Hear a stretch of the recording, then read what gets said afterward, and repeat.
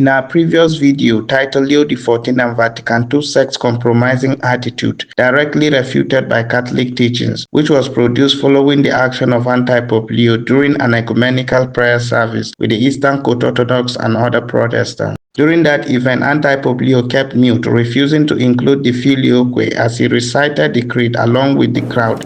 Crediamo nello Spirito Santo, che è Signore e dà la vita,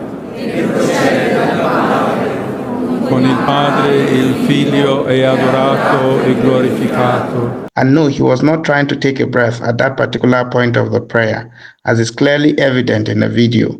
It was a deliberate act, which further demonstrate the compromising attitude of the Vatican II sect. Not that further confirmation was necessary for us to realize his true intention. However, a recently released document by Antipope Leo confirms that his action during that event was deliberate and indeed a compromise/rejection of the Filioque. In a quote apostolic letter dated November 23rd, 2025, titled In Unitate Fidei, Antipope Leo doubled down on his previous action to clearly manifest his intention even more notoriously. The main purpose of this notoriously heretical document is to continue on the path of false ecumenism with desperate move and willingness to suppress and expunge the Filioque from the creed going forward. The rejection of the Catholic faith in this document cannot be more obvious. The document taught at least 5 heresies against Catholic dogmas. 1. That there are non-Catholic martyrs. 2. That the one Church of Christ can be composed of those who reject some Catholic teachings, such as the Eastern Court Orthodox and Protestant. Hence, according to the document, the focus must be on, quote, what we have in common than what divides us. In other words, truth and error can coexist in the one Church of Christ. 3. That we must, quote, leave behind theological controversies that have lost their purpose. 4. The document also rejects the ecumenism of the return. Quote, this does not imply an ecumenism that attempts to return to the state prior to the division.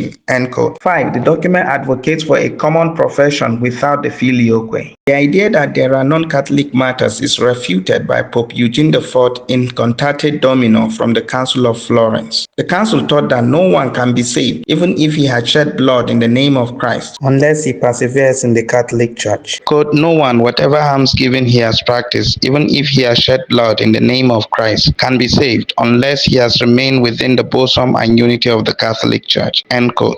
Pope Pelagius II, Episode 2, De Lectionis Vestræ, 585 AD. Quote, those who are not willing to be at agreement in the Church of God cannot remain with God. Although given over to flames and fire, they burn, or thrown to wild beasts, they lay down their lives. There will not be for them the crown of faith, but the punishment of faithlessness, not a glorious result of religious virtue, but the ruin of despair. Such a one can be slain, he cannot be crowned. End quote. The idea that the Church is composed of those who reject some Catholic teachings is false. It is a teaching of the Vatican II sect. To reject one Catholic teaching is heresy and places one outside the Church. Pope Leo XIII, Satis Cognitum number 9, quote, the practice of the Church has always been the same, and that with the consenting judgment of the Holy Fathers, who certainly were accustomed to hold as having no part of Catholic communion, and as banished from the Church whoever had departed even in the least way from the doctrine proposed by the authentic magisterium. End quote. To say that, quote, we must leave behind theological controversies and that they have, quote, lost their purpose is to say that dogmas of the Church have lost their purpose. That's so heretical, to say the least. As I've stated already, the document rejects the ecumenism of the return. That is the effort to bring back to the one true Church of Christ those who have left it. This is directly opposed to Catholic teachings. See, for example, Pope Pius XI's encyclical Mortalium Animus, which teaches that the only way to promote true Christian unity that a Catholic can pursue is the return of the non-Catholic back to the Catholic Church. Under Pope Pius XII, the Holy Office gave instruction to the bishops of the world on how to pursue true ecumenism. The bishops were instructed to assign qualified priests who are sound in Catholic theology and thoroughly knowledgeable of the doctrine and norms prescribed in papal encyclicals such as Satis Cognitum, Mortalium Animus, and Mystici Corporis Christi of Popes Leo XIII, Pius XI, and Pius XII respectively, to oversee the ecumenical movement.